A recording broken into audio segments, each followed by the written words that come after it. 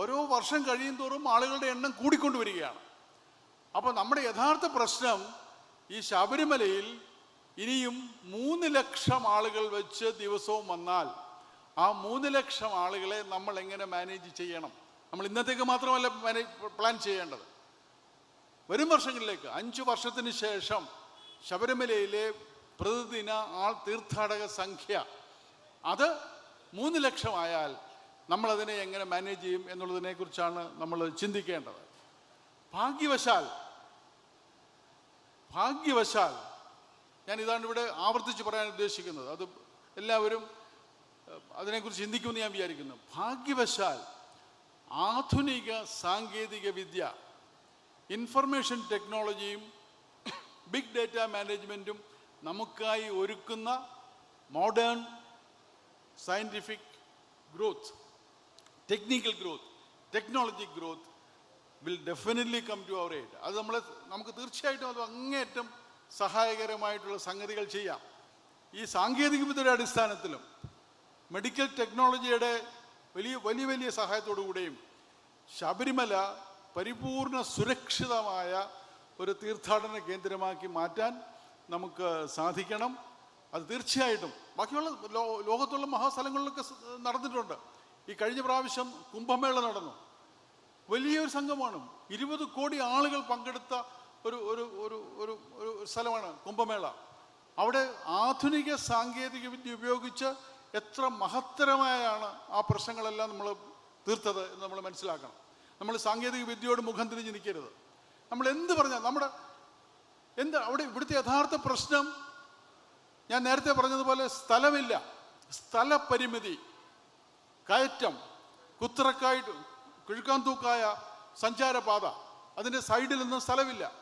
അപ്പോൾ ഉള്ള സ്ഥലം എങ്ങനെ തീർത്ഥാടകരുടെ മൂവ്മെൻറ്റിനായിട്ട് സമർത്ഥമായിട്ട് വിനിയോഗിക്കാം? ചിലപ്പോൾ നമ്മൾ വിചാരിക്കും കെട്ടിടങ്ങൾ കൂടുതൽ പണിഞ്ഞാൽ പ്രശ്നം. ഓരോ കെട്ടിടം പണിയും തോറും നമ്മളിതാ ചിന്തിക്കേണ്ടത്, ഓരോ പുതിയ കെട്ടിടം പണിയും തോറും ഈ 17,000 എന്നുള്ളത് കുറയുകയാണ്.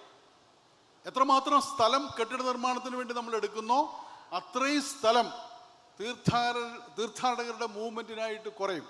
ഒരു കട ഉണ്ടാക്കിയാൽ അത്രയും സ്ഥലം കുറയും, 100 കടകൾ ഉണ്ടാക്കിയാൽ അത്രയും സ്ഥലം കുറയും.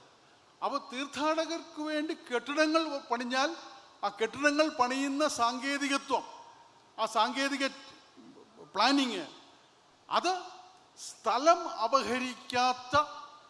സ്ഥലം അപഹരിക്കാത്ത രീതിയിലായിരിക്കണം കെട്ടിടങ്ങൾ പണിയേണ്ടത്. എന്ന് പറഞ്ഞാൽ സ്ഥലമെടുക്കരുത്. All buildings should be built on stilts. താഴെ മുഴുവൻ, ഗ്രൗണ്ട് ഫ്ലോർ മുഴുവൻ, അതിൻ്റെ ഗ്രൗണ്ട് ഫ്ലോർ, ഫസ്റ്റ് ഫ്ലോർ ഇതെല്ലാം തന്നെ സ്വതന്ത്രമായിട്ടിട്ട് അതിന് മുകളിലായിരിക്കണം കെട്ടിടങ്ങൾ പണിയേണ്ടത്. അപ്പോൾ എന്ത് ചെയ്തു വെച്ചാൽ 1 ഇഞ്ച് സ്ഥലം പോലും കെട്ടിടം പണിക്ക് വേണ്ടി, കെട്ടിടം പണി എന്നുള്ള കാരണം കൊണ്ട് തീർത്ഥാടകർക്കുള്ള സൗകര്യങ്ങൾ കുറയുകയില്ല, കൂടത്തേ ഉള്ളൂ. പല വെസ്റ്റേൺ നഗരങ്ങളിലും ഈ ടെക്നിക്ക് അവർ ഉപയോഗിച്ചിട്ടുണ്ട്. താഴെ റോഡിൻ്റെ സൈഡിലുള്ള കെട്ടിടങ്ങളിൽ പോലും താഴെയുള്ള സ്ഥലം മുഴുവൻ പാർക്കിങ്ങിനായിട്ടോ ആളുകളുടെ ഫുട്പാത്തിനായിട്ടോ വിട്ടുകൊടുക്കും. അപ്പോൾ അങ്ങനെ ഒരു പുതിയ കെട്ടിട നിർമ്മാണ ശൈലി എവിടെ എന്തെല്ലാം പണിഞ്ഞാലും ഒരിക്കലും സ്ഥലം അപഹരിക്കാതെ, നമുക്കുള്ള സ്ഥലം വളരെ കുറവാണ്, 17,000 പേർ നിൽക്കാനുള്ള സ്ഥലമേ ഉള്ളൂ. അപ്പോൾ അവിടെ കൂടുതൽ കെട്ടിടം പണിയേണ്ടതും ആവശ്യമാണ്. കൂടുതൽ പേർക്ക് അവിടെ ടോയ്ലറ്റ് സൗകര്യങ്ങൾ ഒരുക്കണം, കൂടുതൽ പേർക്ക് താമസ സൗകര്യം ഒരുക്കണം, ഇതൊക്കെ വേണം താനും. അപ്പോൾ എന്താണ് ചെയ്യേണ്ടത്? തീർത്ഥാടകരുടെ മൂവ്മെൻറ്റിനുള്ള സ്ഥലം കുറയ്ക്കാതെ, ആ രീതിയിൽ ആ സ്ഥലം അപഹരിക്കാതെ നമുക്ക് കെട്ടിടങ്ങൾ പണിയാൻ സാധിക്കണം. അതുപോലെ multi level, we can go up, queue systems പല ലെവലിലാക്കാം, പല ലെവൽ മൂവ് ചെയ്യുന്ന പ്ലാറ്റ്ഫോമുകളാകാം. ഇങ്ങനെ പല രീതിയിൽ ലോകത്തിൻ്റെ പല ഭാഗത്തും ഇങ്ങനെയുള്ള കാര്യങ്ങൾ വളരെ വിദഗ്ധമായിട്ട് എല്ലാവരും ഉപയോഗിച്ചിട്ടുണ്ട്. Multi level movement, multi tiered queue systems, ഇതൊക്കെ നമുക്കുണ്ടാക്കാം.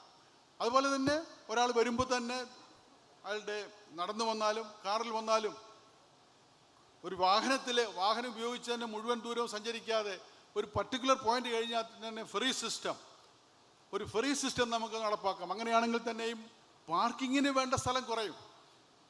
ഒരു കാറ് വന്ന് പാർക്ക് ചെയ്താൽ എന്തുമാത്രം സ്ഥലമാണ് ഒരു കാറിന് വേണ്ടത്? ഒരു മനുഷ്യൻ നിൽക്കുന്നതിൻ്റെ 15 or 20 ഇരട്ടി സ്ഥലം വേണം ഒരു കാർ നിൽക്കുന്നതിന്. അപ്പോൾ കാർ പാർക്കിങ്ങിന് വേണ്ടി നമ്മൾ സ്ഥലം എടുക്കുന്നത് ആളുകൾക്ക് നിൽക്കാനുള്ള സ്ഥലം നഷ്ടപ്പെടുത്തുകയാണ്. അപ്പോൾ പാർക്കിംഗ് റെഗുലേറ്റ് ചെയ്യുന്നതും പാർക്കിങ്ങിൻ്റെ ആവശ്യമില്ലാതാക്കുന്നതും ഒക്കെ വളരെ പ്രധാനമാണ്. അപ്പോൾ ദൂരസ്ഥലങ്ങളിൽ പാർക്ക് ചെയ്യുക, കണ്ടിന്യൂസ് ഫെറി സർവീസ് ഉണ്ടാക്കുക, ഇതൊക്കെ നമ്മുടെ ട്രാൻസ്പോർട്ടേഷൻ സെക്യൂരിറ്റിയുമായിട്ട് ബന്ധപ്പെട്ട കാര്യങ്ങളാണ്. ആൾത്തിരക്ക് ഒഴിവാക്കാൻ ആളുകൾ ക്രമമായി എത്ര പേർക്ക് സേഫായിട്ട് ഒരു മിനിറ്റിൽ പോകാമോ അത്രയും പേര് മാത്രം വരിക, അത്രയും പേര് മാത്രം ദർശനം നടത്തുക, ആ ദർശനം നടത്തുന്നവർ പെട്ടെന്ന് അവിടുന്ന് പോവുക.